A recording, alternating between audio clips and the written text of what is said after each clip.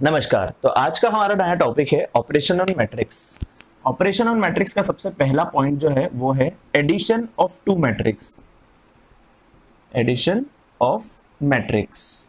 अब मैट्रिक्स को हम अगर ऐड करना चाहते हैं तो हम एक या दो से ज्यादा मैट्रिक्स को भी एक साथ में ऐड कर सकते हैं, बट द कंडीशन इज, सबसे पहली कंडीशन होती है हमारे मैट्रिक्स को ऐड करने की कि इन दोनों या जितने भी मैट्रिक्स को हम ऐड करना चाहते हैं उनका ऑर्डर सेम होना चाहिए। They should have same order.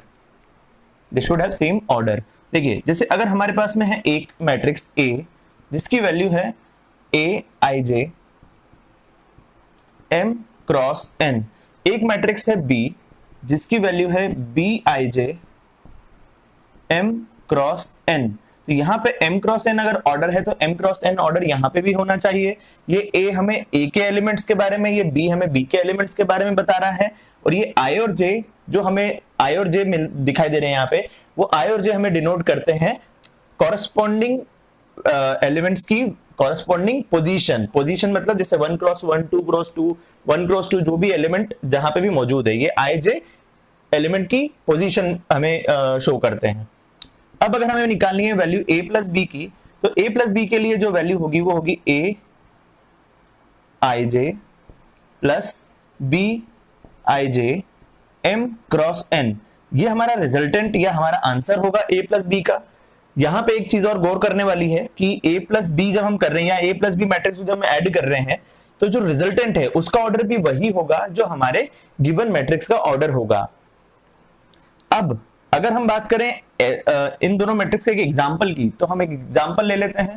Let us consider एक मैट्रिक्स है A 1 2 3 4 5 6, एक मैट्रिक्स है B जिसकी वैल्यू है 1 2 -1 2 +1 2।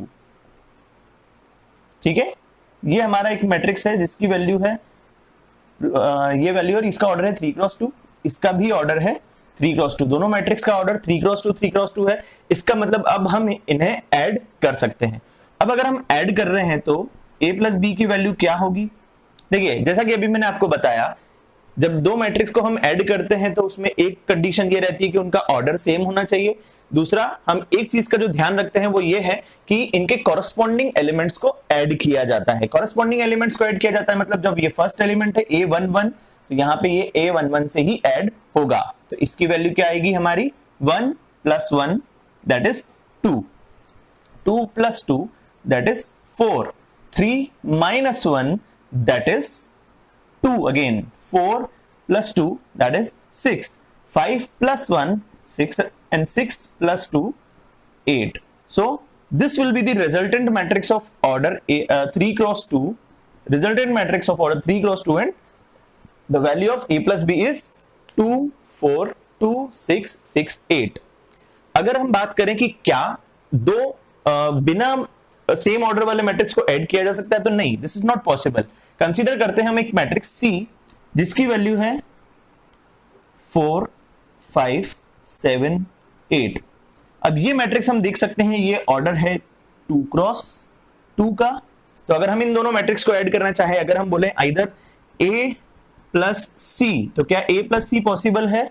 No, A plus C is not possible. Similarly अगर हम बात करें B प्लस C की, तो क्या B प्लस C पॉसिबल है? Yes, B plus C is also not possible. क्यों? Because they do not have same order. इनके एडिशन इसलिए पॉसिबल नहीं है क्योंकि उनका ऑर्डर सेम नहीं है। तो हम बात करते हैं properties of addition of matrix के बारे में। सबसे पहली प्रॉपर्टी होती है एडिशन की, कम्यूटेटिव लॉ। मैट्रिक्स में भी कम्यूटेटिव लॉ एप्लीकेबल होता है, और ये commutative law a plus B और b प्लस a, जैसा भी हम मैट्रिक्स को ऐड करना चाहे, चाहे वो a प्लस बी हो या b प्लस a हो, एप्लीकेबल रहता है। अगर हम बात करें एसोसिएटिव लॉ की, तो मैट्रिक्स में भी एसोसिएटिव लॉ भी एप्लीकेबल होता है। एसोसिएटिव लॉ कहता है कि a प्लस बी प्लस सी करें, a प्लस बी प्लस सी करें, या a प्लस बी को पहले ऐड करके फिर c को ऐड करें, कोई डिफरेंस नहीं आएगा हमारे रिजल्टेंट में। थर्ड प्रॉपर्टी होती है हमारी existence of additive identity. Existence of additive identity, सबसे पहले हम समझते हैं एडिटिव आइडेंटिटी क्या होता है। एडिटिव आइडेंटिटी का मतलब होता है कि ऐसा एक मैट्रिक्स अगर हम लें जो ए मैट्रिक्स से ऐड करवाएं तो हमें फिर से ए मैट्रिक्स ही वापस मिल जाए। तो ऐसा एक ही मैट्रिक्स होता है, that is zero matrix. O, this is not O, actually this is zero matrix. ये जीरो मैट्रिक्स के साथ में अगर मैं ए मैट्रिक्स को ऐड करूंगा तो हमें फिर से क्या मिलेगा, ए मैट्रिक्स ही मिलेगा। फॉर एग्जांपल अगर हम ए मैट्रिक्स को कंसीडर करते हैं 1 2 3 4, एक जीरो मैट्रिक्स लेते हैं जिसकी वैल्यू हम कंसीडर करते हैं 0 0 0 0, तो ये हमारा जीरो मैट्रिक्स है, ये हमारा ए मैट्रिक्स है। अगर हम इन दोनों के रिजल्टेंट की बात करें तो हमें क्या मिलेगा, अल्टीमेटली ए ही वापस मिलेगा।